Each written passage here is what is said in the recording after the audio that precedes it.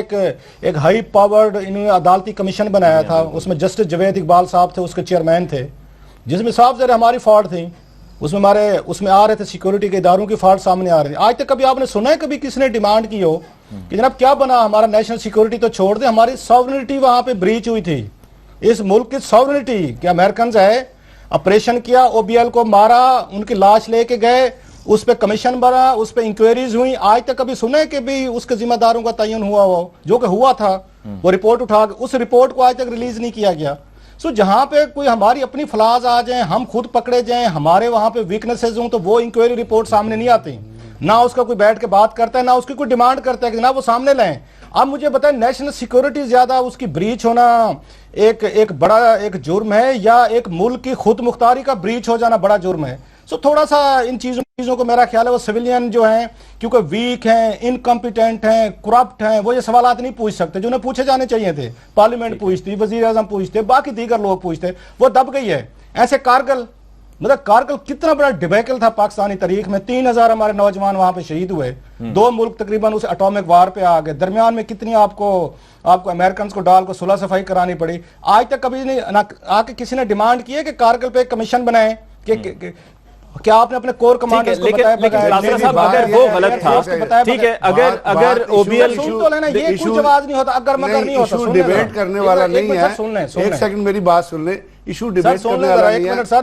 मैं अर्ज ये करना चाहता हूँ सर, सुन लें जरा, अभी मैंने पीछे जाना है थोड़ा सा, अभी सुन लें, अभी मैंने भी बात करनी है। 1971 में क्या हुआ सर, उसकी हमूदुरमान आप कमीशन की रिपोर्ट आपने सामने आने दी। मतलब जहां पे आपको फेवर्स हो रही होती है तो ना आप रिपोर्ट मंगवाते हैं, ना इंक्वायरी की आप डिमांड करते हैं, ना एक्शन मांगते हैं। यहां पे खबर छप गई, तो किसको पता नहीं है दुनिया भर में, चाइना को हमने क्या है कि टेक्निकल होल्ड करवाया हो अपने नॉन स्टेट एक्टर्स के खिलाफ, एवरीवन, पूरी दुनिया जानती है, खबर और नो खबर।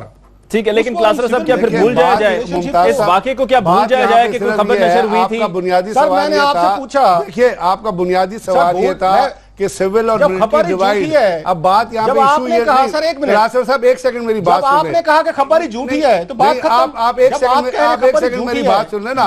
अगर आप 1947 से या 1938 से शुरू करेंगे तो बहुत सारी चीजें आएंगी, लेकिन 1947 से लेके अभी तक बहुत सारी मेरी बात सुन लेना, बहुत सारी सिविल गवर्नमेंट्स रही हैं। कौन रोकता है आपको इंक्वायरी करने से? आमिर मतीन साहब, या जब आप ओबीएल की रिपोर्ट देखते हैं तो आपकी पॉलिटिकल गवर्नमेंट दोनों तरफ आमिर मतीन साहब, आपकी नजर में दोनों इश्यूज जो हैं वो आम हैं। मेरी बात सुनिए, आपको किसी ने कहा था कि जनरल जिया साहब भी हुकूमत में रहे 10 साल, जनरल मुशर्रफ भी 10 साल रहे, जनरल मुशर्रफ को किसने सवाल क्यों नहीं दे दी? जनरल मुशर्रफ को किसने मैंडेट दिया, किसने वैलिडेट किया था? मैंने तो वैलिडेट 10 साल आपके चीफ रहे, फौज ने तो वैलिडेट नहीं किया था, सरबराह रहे ना जनरल मुशर्रफ। वो तो गलत रहे ना, ले लेते। अब वो गलत रहे, एक डिक्टेटोरियल वो गलत है, मान लिया थोड़ा सा पानी की बात नहीं कर रहा। क्लासर साहब, आपके कहने के मुताबिक अननेसेसरी चीजें निकालते हैं। जो ओबीएल का था मामला, वो खुद मुख्तारी जो थी वो ब्रीच हुई, तो कारगिल की करें ना, मैंने वो इशू कारगिल जब हुआ था, बात ये जब कारगिल हुआ था वो इससे बड़ा मामला और बड़ा वाकया था। नहीं, एक सेकंड, मैं चाह रहा हूं कि आमिर मतीन साहब की भी राय सुनें। जब कारगिल हुआ था तो पॉलिटिकल गवर्नमेंट को ब्रीफ किया गया था, वो रोक देती ना, कहती ना करो कारगिल। बेनजीर भुट्टो ने भी तो रोका था। यही मेरी बात सुने क्लासर साहब, यही प्लान ब्रीफ किया गया, यही नहीं, ये तो वो कहते हैं ना, आप सारी चीजें उनकी तो बिलीव नहीं कर सकते। यही बात नेवल चीफ, यही एयर चीफ कहते हैं कि हमें भी पता नहीं था। नहीं था, आप ठीक कह रहे हैं, नेवल चीफ, एयर चीफ कहते हैं कि हमें नहीं पता। मेरी बात सुने ना, वो ठीक कह रहे हैं, लेकिन यही प्लान, आप मेरी बात सुन ले एक सेकंड को, यही प्लान कारगिल का बेनजीर भुट्टो साहबा को भी प्रेजेंट किया था, उन्होंने मना कर दिया। मुजफ्फर साहब बात को आगे बढ़ाते हैं, बात को आगे बढ़ाते हैं और आगे बढ़ाते हुए आमिर मतीन साहब, आपने गजनफर अली साहब की भी राय सुन ली, रऊफ क्लासर साहब की भी राय सुन ली। देखिए, मामला तो दोनों ही अहम हैं, ऐसा नहीं है कि तब अगर नहीं हुआ तो अब क्यों किया जा रहा है, या मतलब वो इशू बड़ा था, ये छोटा है, वो भी बड़ा था, ये भी इशू बड़ा है, दोनों को इग्नोर नहीं किया जा सकता। अगर तब गलत हुआ तो क्या दोबारा फिर गलती दोहराई जाए? और अगर आपको लगता है कि ये इशू इतना बड़ा नहीं था तो क्या फिर राहील शरीफ साहब की रिटायरमेंट के साथ ही ये इशू खत्म हो गया, या कमर जावेद बाजवा साहब को इस इशू को लेकर चलना होगा और जो भी कोई इसके लिए कल्प्रिट्स हैं उनको सामने लाना पड़ेगा ताकि मामला once and for all settle हो? मैं बड़ी विद ड्यू अपॉलॉजीज गजनफर साहब से ये कहना चाहूँगा कि हमारे और भी जो अस्करी तज्जिया नगार है ना, ये मेरी एक शिकायत है इनसे, वो ये कि ये कौमी तजिया नहीं देंगे। ये जो है ना सिर्फ ये अपना फर्ज समझते हैं कि फौज की सिर्फ वो मामलात में सिर्फ उनको डिफेंड करना है, नहीं डिफेंड नहीं करना, कोशिश भी नहीं करते। नहीं डिफेंड नहीं करना। एक भी कोई ब्रिगेडियर कोई मेजर जनरल आज तक नहीं मिला। फिर मैं ये कह सकता हूँ कि आप जो तजिया देते हैं वो आप बात करें, ये फर्ज समझते हैं कि सिर्फ अपनी टर्फ को वॉच करना जो है कोई इनको लगता है कि इनका फर्ज है। नहीं जनाब, ऐसे नहीं बात कर रहे। मेरी माजरत से मेरा सुन ले, मैं ये सिर्फ पॉइंट आउट आपको, आपने कहा ना 1947 से शुरू नहीं करते धरना। 1 साल पहले के वक्त जो है उस वक्त रॉयटर्स की एक खबर छपी थी। रॉयटर्स याद रहे कि ब्रिटिश इदारा है, उसकी खबर छपी के कोर कमांडर की मीटिंग के अंदर जो है 5 कोर कमांडर्स ने ये बातें की। पांचों के कोर्ट्स थे, वो रॉयटर की साइट पे खबर पड़ी हुई है। मगर क्योंकि वो एक खास नैरेटिव को सूट करती थी, आज तक इशू नहीं बना। क्योंकि मेरे ख्याल में कोर कमांडर की ब्रीच मीटिंग की ज्यादा खतरनाक है बजाय इसके कि एक पॉलिटिकल इशू के ऊपर मीटिंग का।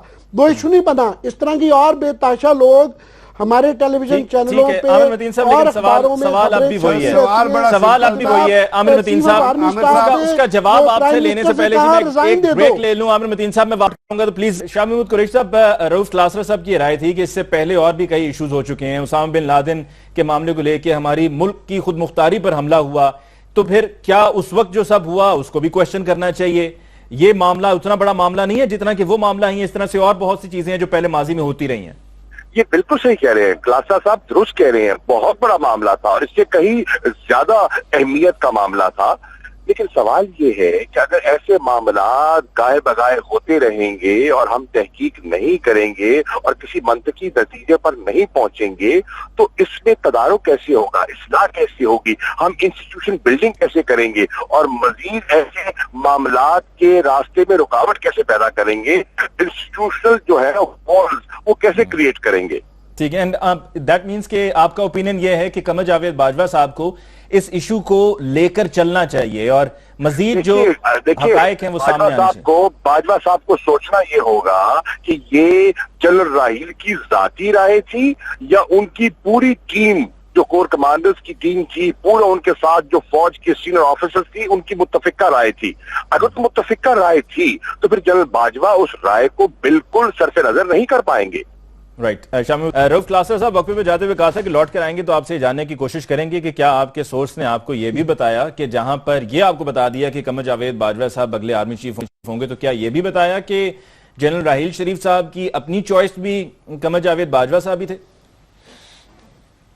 बिल्कुल, मैं बल्कि मेरा ख्याल अपने प्रोग्राम में ये बात मैं कह चुका हूँ लास्ट वीक के कि ये जो बाजवा साहब हैं ये कंसेंसस उम्मीदवार है, उनके हैं, ये चॉइस हैं, ये नवाज शरीफ साहब के भी हैं और आर्मी चीफ भी यही चाहते थे। लिहाजा आपने नोट किया होगा कि ये जो उनकी आर्मी चीफ की उनको फेयरवेल दी गई है और जितना कॉर्डियल किस्म का हमने देखा है, वहाँ पे एटमॉस्फेयर देखा है, अच्छे तरीके से वो सारा उन्होंने भी दिया, प्राइम मिनिस्टर ऑफ पाकिस्तान ने भी, फिर प्रेसिडेंट ऑफ पाकिस्तान ने भी, तो it was loud and clear. इसके बाद मेरा ख्याल है कोई गुंजाइश रह नहीं जानी चाहिए थी कि इसका मतलब यह है कि हमारी आर्मी कमांड जो है, जो करंट जो आउट गोइंग है, वो नए आर्मी चीफ के उस पर चॉइस पे मुतमैन है। अगर कोई इस तरह का अगर कोई होती बातें तो मेरा ख्याल है शायद हमें इतना अच्छा कॉर्डियल एक एटमॉस्फेयर ये प्राइम मिनिस्टर ऑफिस में नजर ना आता।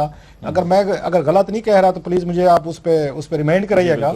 मुझे इस तरह की कोई चीज फेयरवेल मेरा ख्याल है जनरल कियानी साहब के हवाले से इतनी बड़ी फेयरवेल मुझे नजर नहीं आई थी। अगर आपको याद हो 2013 में जितनी जनरल रहील साहब को दी गई, रीजन कि जनरल रहील साहब भी चाहते थे कि बाजवा साहब आर्मी चीफ बने और नवाज शरीफ साहब भी चाहते थे कि बाजवा साहब को बनाया जाए। सो मेरी ये राय नहीं है, मेरी इंफॉर्मेशन भी है कि ये जनरल बाजवा साहब जो हैं ये उन रहील साहब की भी उनकी चॉइस भी थे ये। राइट, आमिर मतीन साहब, साबिक सदर आसिफ अली जरदारी साहब की बात करते हैं। आसिफ अली जरदारी साहब ने भी वतन वापसी का ऐलान किया है। क्या उनकी वतन वापसी का ऐलान कनेक्टेड था रिटायरमेंट के साथ राहील शरीफ साहब की और नए आर्मी चीफ की तकर्री से?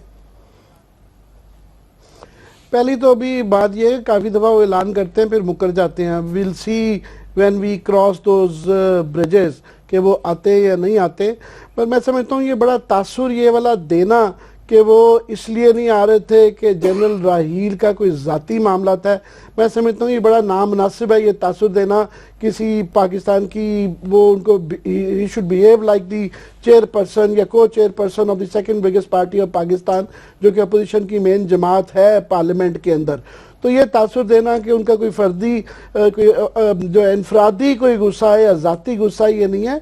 अगर किसी को एतराज़ रहा होगा तो मेरा ख्याल है वो इदारे को रहा होगा कि जो बातें उन्होंने की थी वो बड़ी नामुनासिब थी। और जो ये अब कहना ये समझना कि जनाब वो अब चूँकि जनरल राहील चले गए हैं तो शायद मामला तभी ठीक हो गए हैं, ये तासुर ही गलत है, नामुनासिब है। क्लासन साहब ये तासुर भी है कि आसिफ अली जरदारी साहब वापस लौटेंगे, लौटकर अपने साथियों के खिलाफ जो केसेस हैं उनको खत्म करवाने की कोशिश करेंगे और उनको कुछ कहीं से कुछ उम्मीद नजर आ रही है तो उन्होंने ये ऐलान किया। मेरा एक और आमिर मतीन साहब की राय अपनी जगह, मैं थोड़ा सा हट के मेरा ये ख्याल है कि नए आर्मी चीफ के आने से इन नवाज शरीफ साहब की ये ज्यादा पावरफुल हुए हैं, ज्यादा ये स्ट्रांग हुए हैं और इनकी से जो है पॉलिटिकल अफेयर्स में ऑलरेडी भी है being the prime minister of Pakistan, लेकिन अब बढ़ेगी।